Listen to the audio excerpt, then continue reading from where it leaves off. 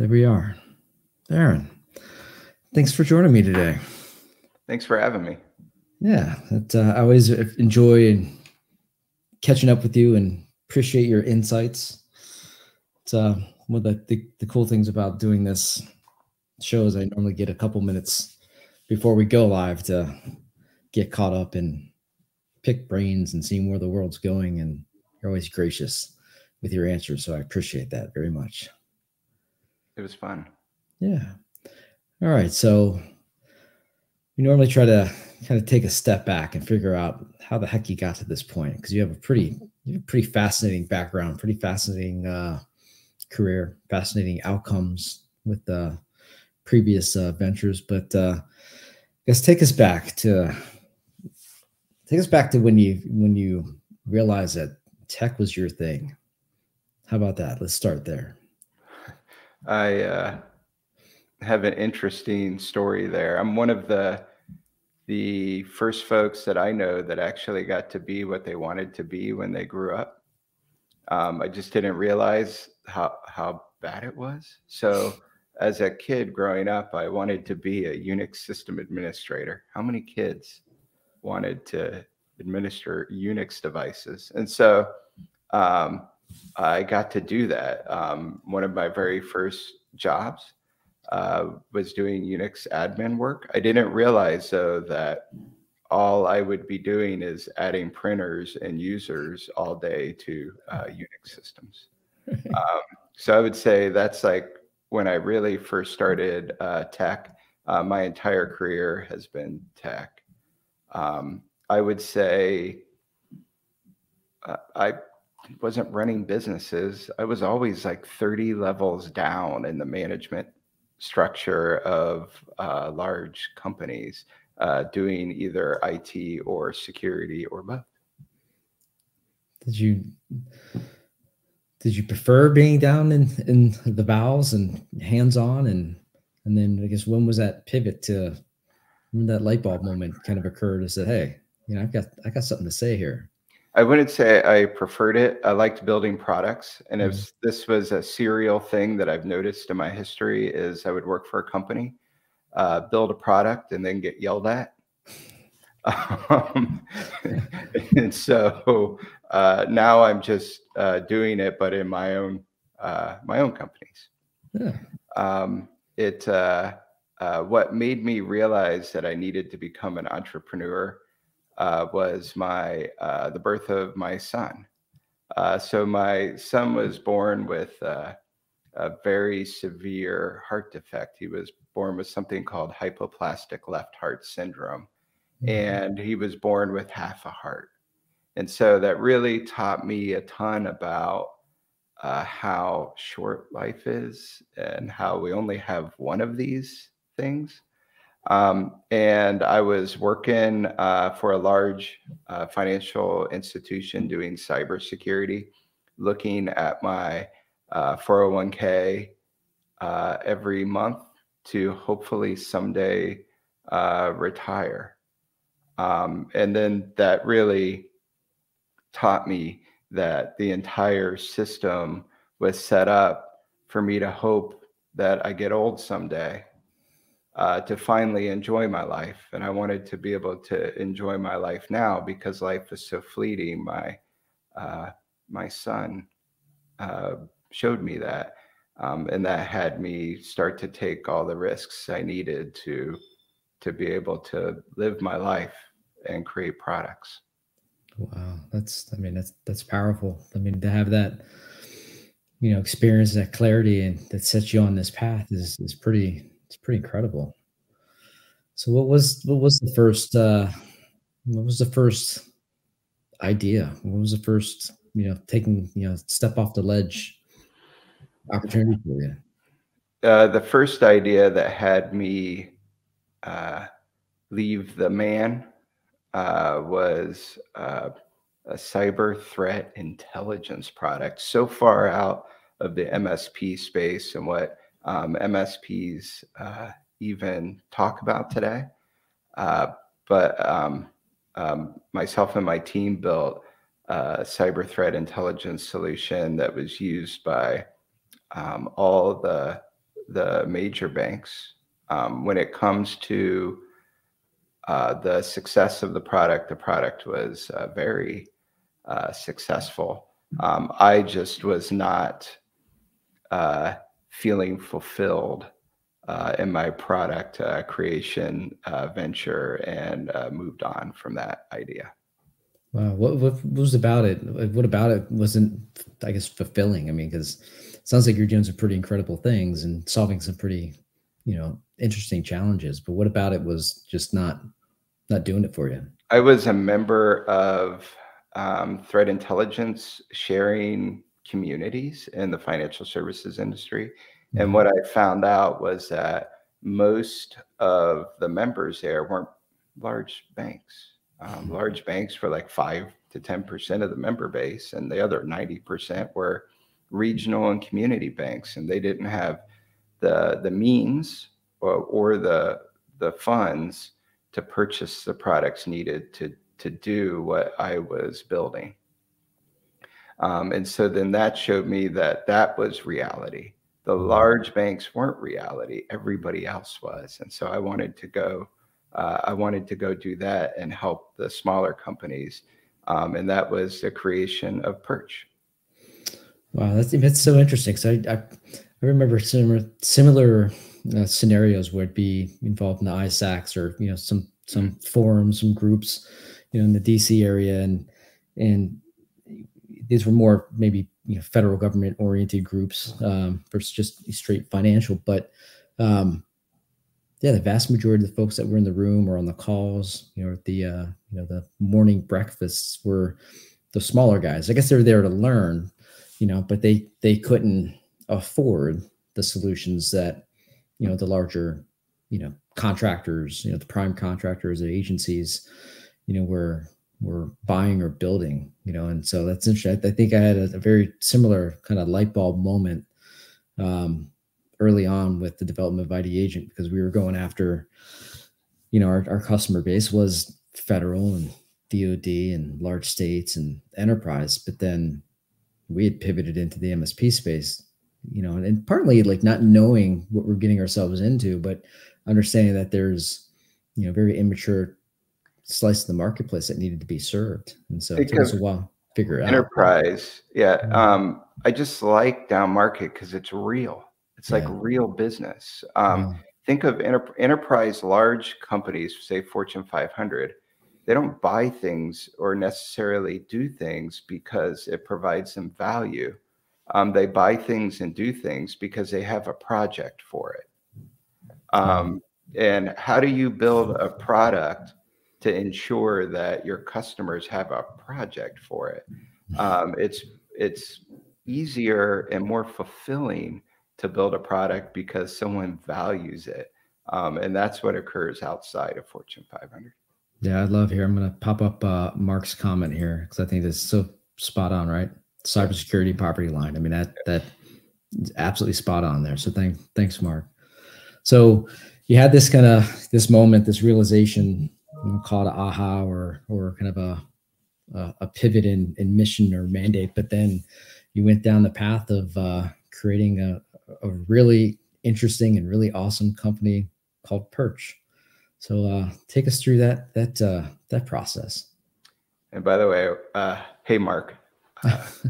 So it's pretty, starting a company from scratch, especially if you have a family, is extremely stressful, right? So I went from a really good paycheck and bonus to risking my mortgage and being able to eat, and working out of an incubator space at a table shared with other startups. Super, super scary. And at the same time, fun, because I got to build the initial team, and we've spent weeks on a whiteboard trying to figure out how we were going to enable these small to mid-sized financial services companies to use things like ISACs that you mentioned earlier, as well as healthcare companies that were in the same problem. And we were pretty successful at enabling them. And it wasn't just the technology, but also the go-to-market with the price of the product, for example, was right in their wheelhouse. The issue with pricing a product in a way that small to mid-sized companies can afford is it's almost too inexpensive for you to sell. Like, for example, we would talk with a community bank for 6 months to sell $500 a month in our cybersecurity solution.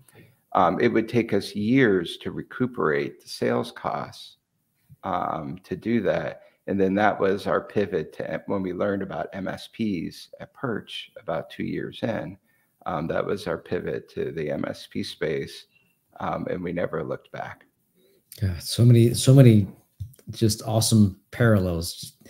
You know, things that are so relatable, just, you know, on the personal side and kind of the, oh my gosh, you know, taking that step off the ledge and, you know, from security to insecurity, and then to the experiences with the regional community banks, or the, you know, just those sales cycles. To your point, it's just interesting to see. So I've got another great comment here from Eric. Right, so many products focus on the enterprise space and big money that they're priced products in such a way that's unreachable by cottage and SMB brands, and that's spot on. I think that's one of the reasons why a lot of the big vendors end up ultimately bagging or failing, you know, as they try to transition downstream. They built their businesses around enterprise and these longer sales cycles and price points, and it's just not tenable or sustainable down in, you know, mid-market MSP space. So you're starting out with that in mind, you know, and building around that, then, you know, that's a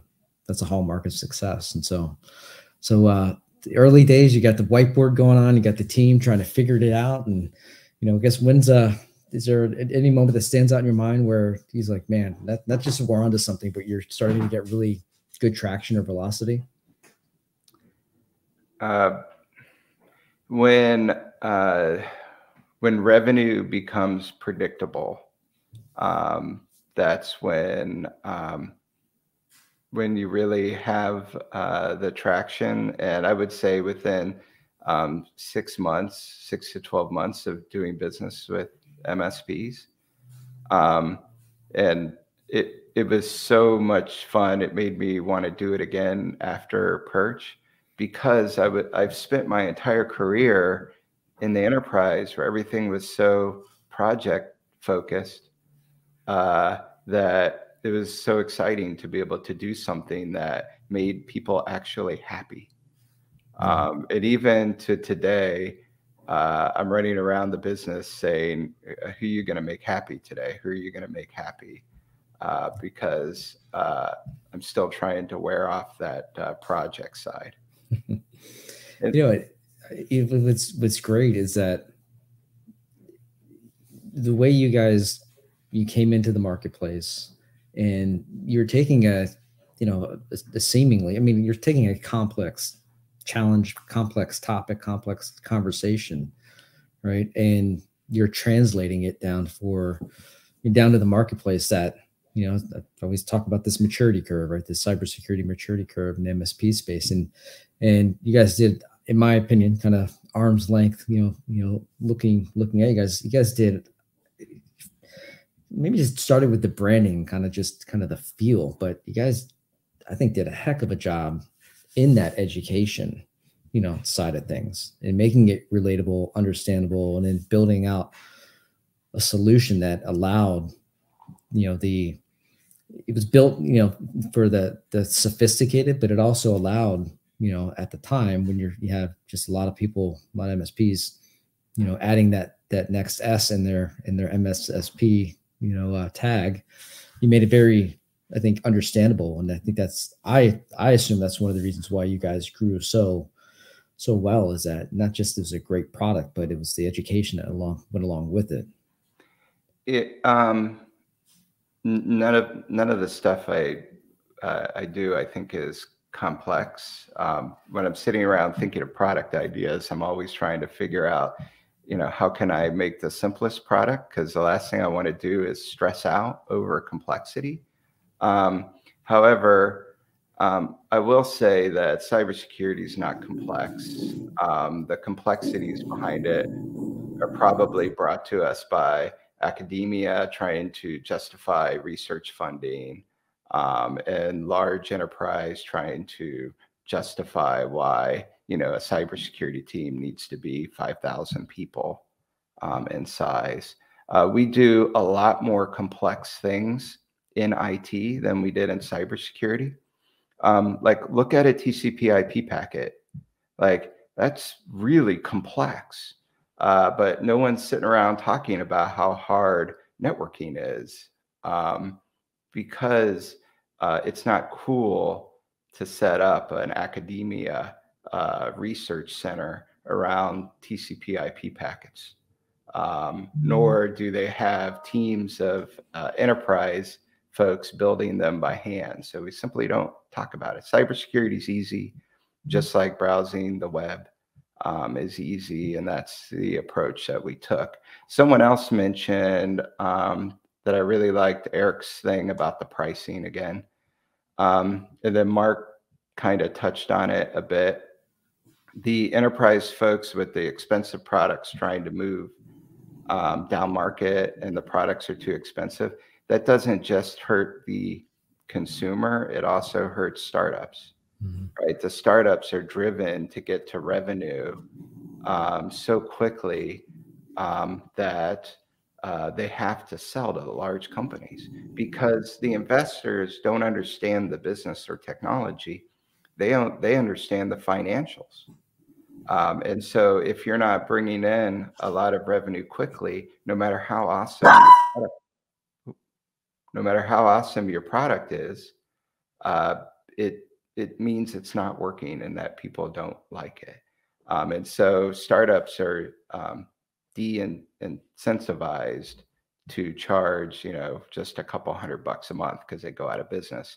And we need to care about startups because that's where the innovation comes from, not the large businesses.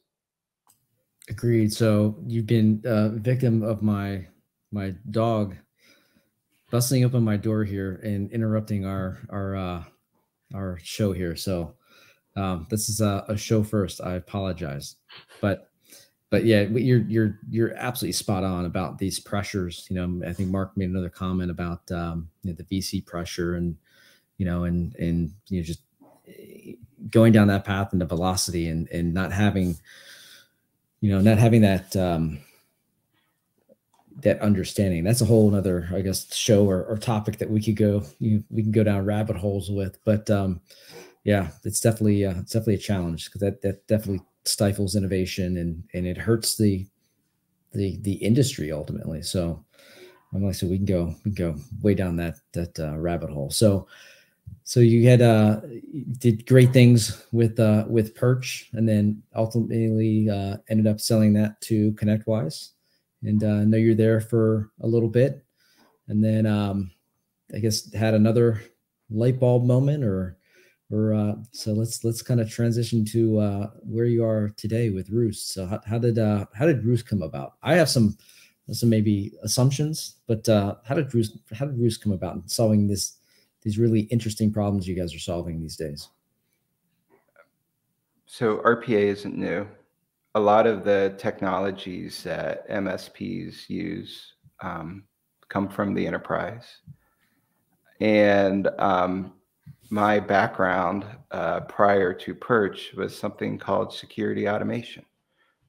So at Perch, I focused on my security side, and at Rewst, I focused on my automation side.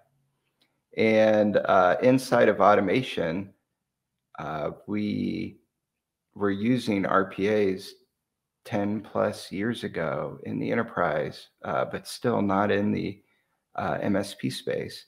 And that very much looked similar to SIEM adoption in the MSP space. Like, when I started Perch, SIEM was like the most extremely mature cybersecurity product set that was out there, been out for 10 or more years.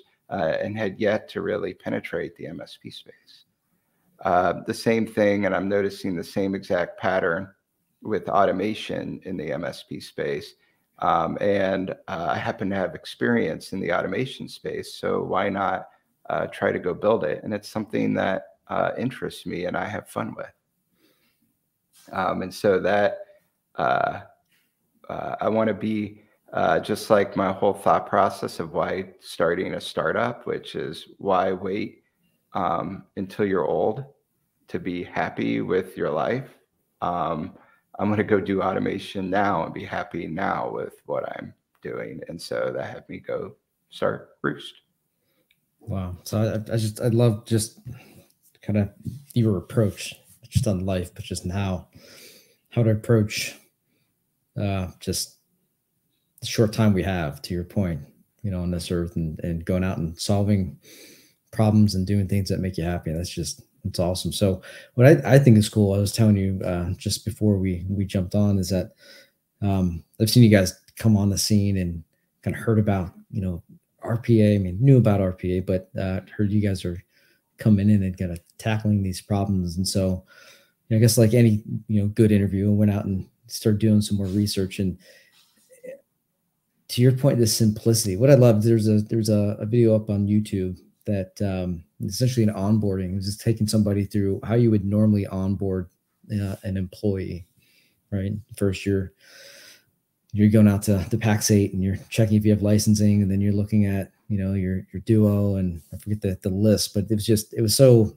a day in the life of an MSP, right? And that challenge that they're trying to solve day in and day out, and then the video just shows the 5 clicks that you guys have to take to automate that entire process, right? And just make it that much easier. And so I was thinking, I had assumptions about how you went down this path, and obviously your background, being in both security and orchestration automation.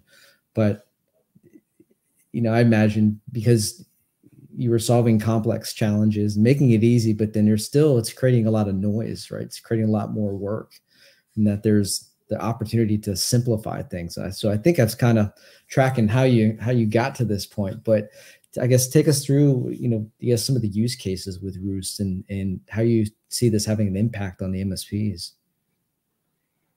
We started the discussion around client user ad because very early on in product development, it's difficult, and I learned this prior to Rewst, that if you talk to your prospective clients too early in the product development process, they may not fully understand what you're talking about, and they may inadvertently talk you out of building the right thing. And so with that, we tried to start bringing MSPs into the conversation when we had something to show on the screen, because some of our early automation discussions went very poorly because folks were thinking about automation in the task mindset, which is, I've already written on my PowerShell that runs on my RMM. I can already do that, versus the process, which is pulling in all of the third-party integrations and all the other steps beyond just executing the script via the RMM. And so once we could show it to them, the light bulb started to go off. And the first thing that the MSPs talked about was how big of a pain in the butt onboarding and offboarding their clients' users were. But since then, we've had our most successful clients are investing their own time to build automations on the platform to do things that we've never even thought of doing before. Like I think the one video we posted on LinkedIn just a few days ago about automatically removing phishing or spam emails from folks' inboxes using Rewst. Like, I never thought of that. And that's what's cool about building a platform that's like an automation language, is you get to see new ways that your clients are using your product every day, and that's super exciting.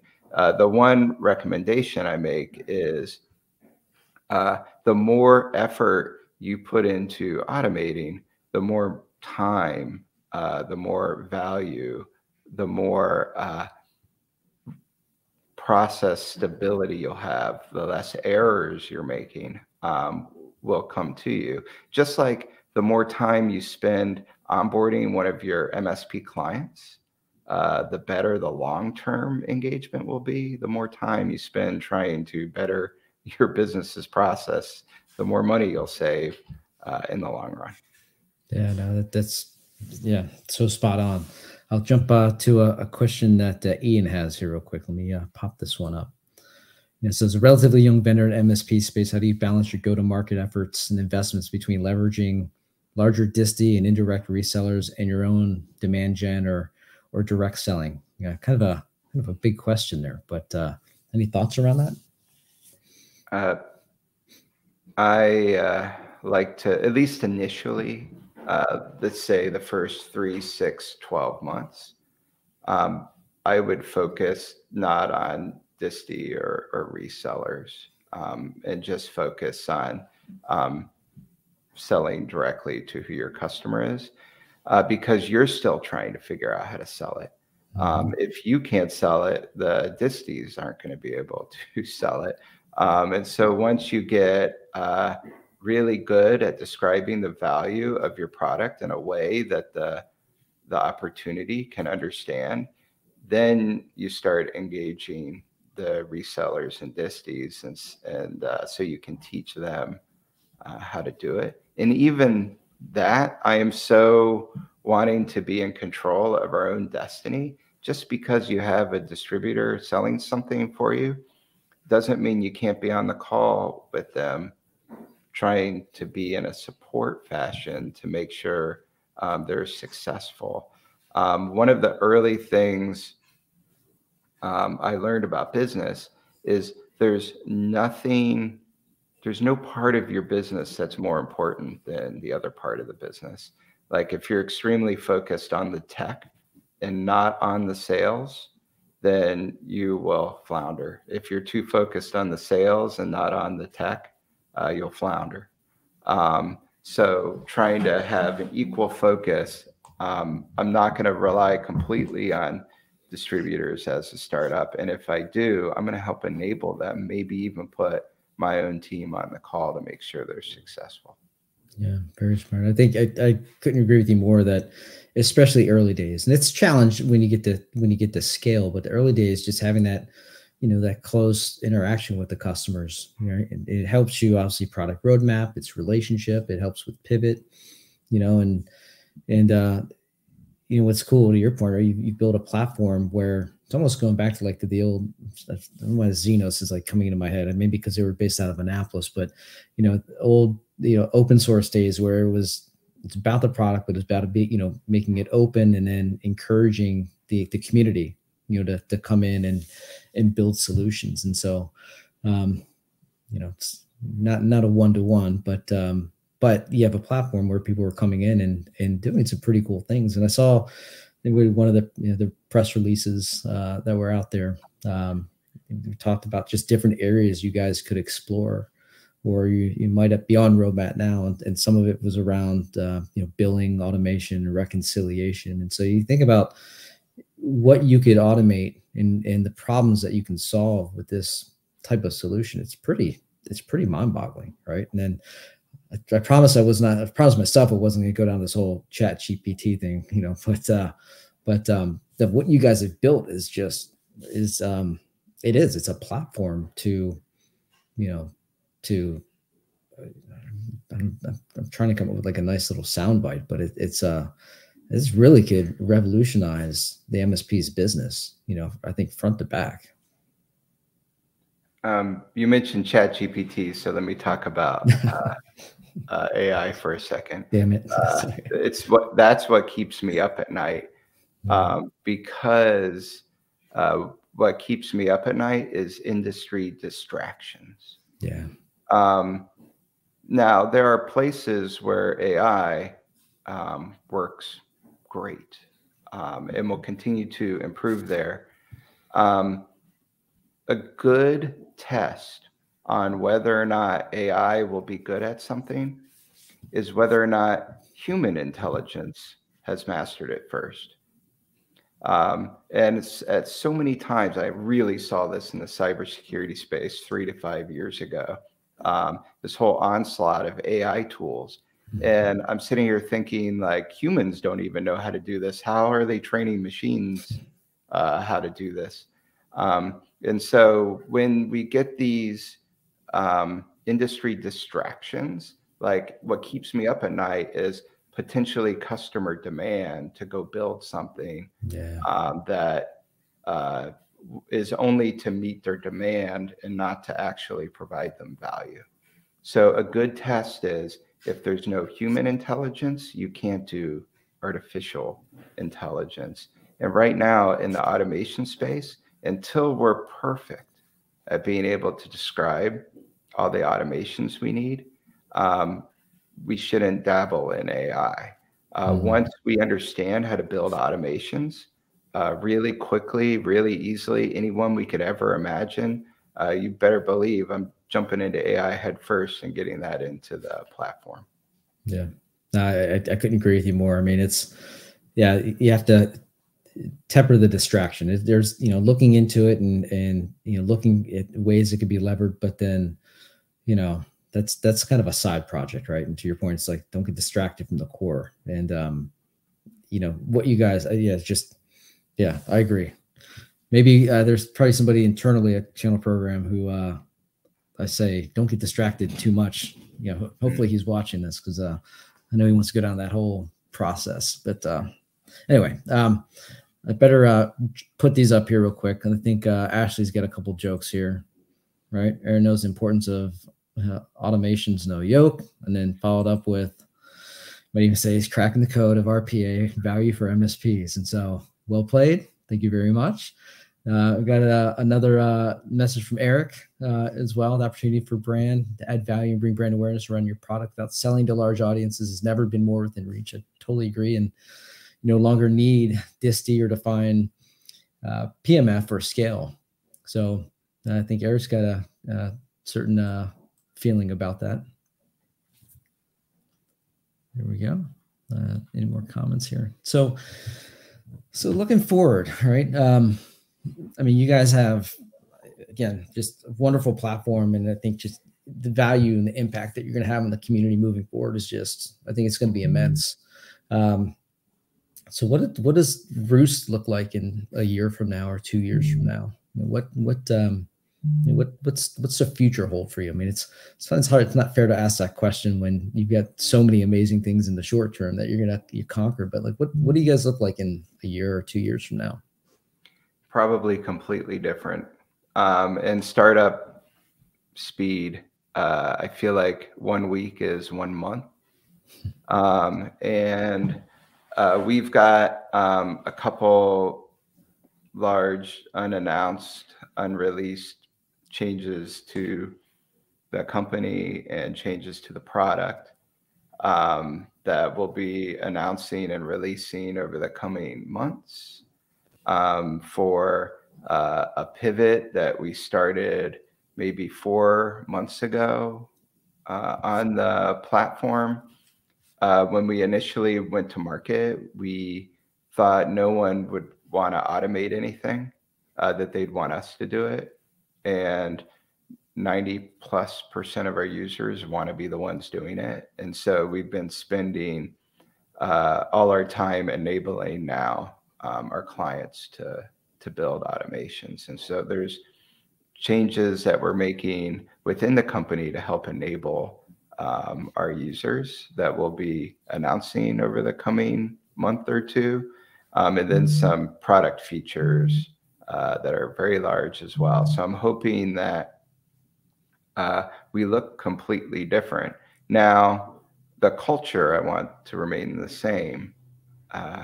We're quirky, eccentric.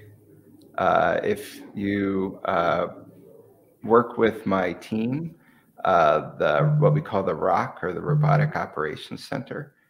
We engage, publicly in Slack and Discord. We have our own Slack and Discord for Rewst. All our users are in there, chatting together, helping each other. We have an all users call, which we do every Friday. Every one of our customers gets on a call together. And it's getting larger and larger. We are closer to 100 people on this call than we are at 0 on a weekly basis. And I would like to encourage all other MSP vendors to try to do the same. Think how transparent you are as a vendor if you give a public sounding board to one customer in front of all your customers. I mean, I think that's a hallmark of a great company. And I think the companies that have done extremely well in this space, the ones that have scaled and the ones that every MSP knows and admires, does exactly that, right? They lean into the enablement. They lean into, the community and the conversation, and that's hard to do. And it's hard to do for just about any vendor, right? Because there are so many different outlets for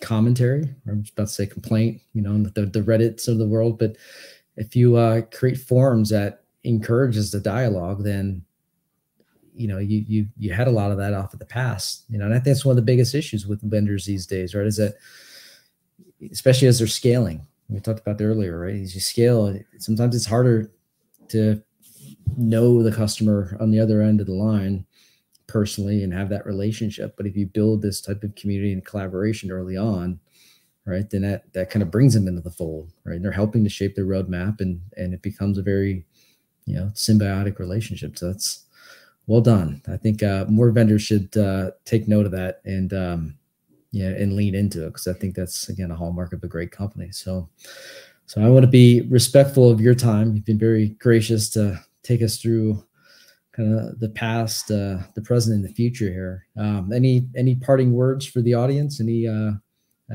advice or things they should be thinking about? Automation requires a level of investment and education. Think about it when PowerShell first hit the scene from Microsoft. Folks did not know PowerShell immediately. They weren't born with that knowledge. You had to learn it, or you had to hire your way into the knowledge. But at the end result, you were better able to run and perform work with your RMM. The same goes with automation. You need to learn automation, spend some time with it, attempt to do it, and you will then see the fruits of your labor in better processes and time savings. So instead of focusing all our interactions of automation just being at the RMM, let's do it throughout the entire business. And then back to how I started it. If you're thinking about starting a business, there's never a good time. So go do it. If you're thinking about all the risks involved and you don't want to because it's too risky, then don't start a business, because those risks will never go away.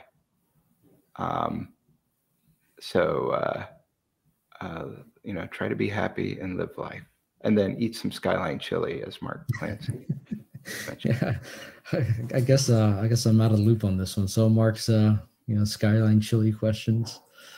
I guess I have to indulge it now. What is that an inside thing, or? It's a cult. It's the cult food of my companies. It's everyone has a love-hate relationship. There's no one in the middle of Skyline. Unfortunately, to most of my employees, they're on the hate side of Skyline. But it's a fun chili concoction with a lot of cheese and hot sauce. It's basically, it's come from the sky. It could not get more of that chili. It's awesome. Is that a Tampa specific thing, or? No, it's what's even more bizarre is it's a Cincinnati, Ohio thing. What the reason why it's a Florida thing is apparently, and it's only in Ohio and Kentucky-ish areas, is because I think some of the owners wanted to retire in Florida. And so they put like a half a dozen of these Skyline chilies randomly throughout Florida. And I just had always lived near one, apparently. Oh. All right. Well, next time I'm down there, which I think is next week or the week after, I'll have to look for one. So, and I'll report back on what side of the fence I'm on. Well, hey, again, thank you so much for taking some time. And I guess last question: where can people find Rewst? What's the best way to connect with Rewst or yourself? Rewst.io. Check it out. There's a contact us button if you want to chat with us. If you want to not chat with us and just see what folks are doing with the platform, follow us on LinkedIn. We try to post at least one video a week. And I think we're almost at 100% of those videos are from our weekly all users call. And so you'll hear users chatting away and talking about the automation that someone is showing off on there. That's awesome. Well, great. We'll do that. We'll make sure we drop these in the show notes and all that. So with that, thank you very much for your time here. And it's been a great conversation. And we'll hopefully see you here in person at sometime in the near future. Definitely. Thanks for having me. You got it. Thank you very much.